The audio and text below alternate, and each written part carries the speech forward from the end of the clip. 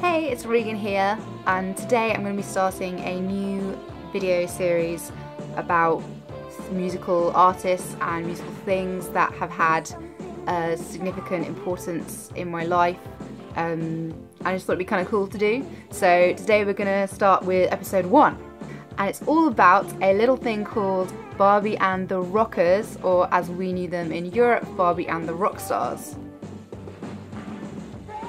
So Barbie and the Rockers was a line of Mattel Barbie dolls launched in direct competition to the very well-known Gem and the Holograms. But I never had Gem, I had Barbie, so we're here to talk about that today. Like I said, I think they began as a line of dolls, and then basically what happened was they launched a direct-to-video cartoon. Because it was a bit before my time, I didn't actually have the dolls of Barbie and the Rockers. But what I did have was the VHS video of the cartoon double bill, Barbie and the Rockers Out of This World and Rockin' Back to Earth. Just a fun fact about my VHS copy is that my one is backwards, so when I would watch it I'd have to fast forward to the end or to halfway through to watch the first part and then rewind it to watch the second half, which is kind of weird, so maybe that's some limited edition, I don't know.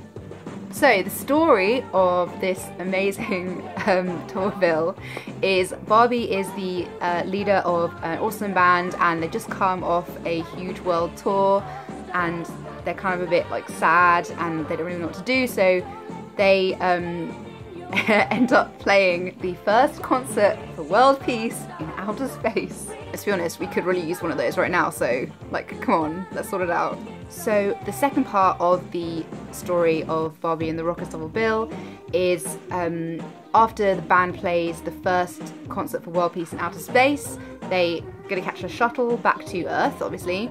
And what do? Obviously the band plays the jamming tune, they like have a cool time, and the notes that they play and the chords that they play sort of make a time warp and it really screws the space-time continuum. And what happens? They land in 1959, and when they realise they're in 1959, they meet a girl there, and they all have a good time, and they're wearing cool retro outfits, and sort of chaos ensues, and they have to figure out a way to get back to the 80s. Woo! It's weird because there's like a bit of that in Back to the Future, which is my favourite film. So apparently I like things that travel between the 80s and the 50s. So for the cartoon to have like some realism behind it, obviously a bunch of songs were needed for Barbie's group, and the soundtrack is just amazing. It's a combination of original songs and some excellently chosen and produced cover songs. So the original songs are amazing, just such tunes, like Reaching for the Stars and Blue Jean Boy, probably two of my favourites.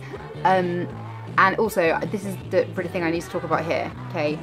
The cover songs, like seriously, the people who put this soundtrack together deserve a lot more credit than they probably have got. I mean, seriously, who goes, I'm gonna take a Dave Clark 5 song, Catch Us If You Can, and Cat Stevens' like acoustic song, Here Comes My Baby, and produce and arrange them in this really cool 80s way. So obviously I loved this when I was younger, it was just amazing, and I loved the music. And then as I've gotten older, being in the music industry, you know, being a songwriter myself and understanding all that kind of stuff, it's made me like appreciate it even more, like on a different level, you know, because that soundtrack is really no accident. That, I imagine that took a lot of curating, and just I can't say enough good things about it. And really what I wish right now is, just for so long I have wanted to be able to hear those songs just like remastered, hear them crisp and clear, because the closest you can really get is very kindly some people on YouTube have uploaded their old like cassette recordings of the songs, so at least you can hear them without the dialogue on top from the actual cartoon. But obviously it still sounds like meh because it's got all like crackly tape recordings. So every time I listen to them on my MP3 player, I just sort of wish that they were better quality files, because, you know, I just want to jam out to these tunes, man. They're so good. So look, it is cheese central, this thing, it is. But who cares? It's so awesome. The music is awesome. You know, I like grew up watching that, and like this thing is so instrumental for me wanting to be a musician, to be in a band, to write music. And look, I'm gonna sound like an advert for Mattel here, so hashtag not sponsored. Barbie did everything. She could be anything, and I never saw any issue with me being a girl wanting to be in a band until like I was a bit older and I was encountering some issues then with people. Like there were some guys in my school I wanted to like jam something with, and they were all kind of like, oh, whatever, just something. I was like, what? I don't get it. So I really wish I could hear the music in a modern remastered format. Please, 80s rock gods, help us out. So just one last thing, okay?